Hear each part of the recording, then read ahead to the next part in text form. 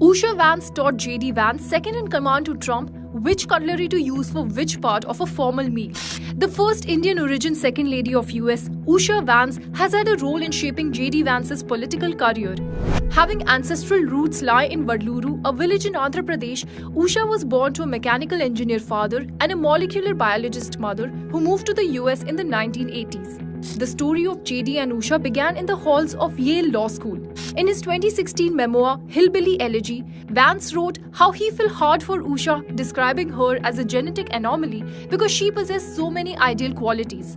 Vance recalled how he violated every rule of modern dating by telling her he was in love after one date. As a hardworking child of immigrants, Usha moved between Cambridge, Yale, and the Supreme Court. For many, she embodies the American dream, proof that hard work and determination can open doors to the highest levels of success. That JD and I could meet at all, let alone fall in love and marry, is a testament to this great country. Even J.D. Vance at 40 is in awe of his wife's achievements and once said her accomplishments leave him feeling humbled. In his book, he said that his wife taught him which cutlery to use for which part of a formal meal. As a meat and potatoes guy, Vance had to adjust not only to her vegetarian lifestyle but also to the social and cultural differences. Marrying Usha meant learning to cook Indian dishes for her family. While J.D. Vance was a self-described atheist, Usha, raised in a Hindu family, inspired him to revisit spiritual questions. After one rough interview, Vance stormed out of a hotel room in frustration. Instead of reacting, Usha reminded him it's never acceptable to run away.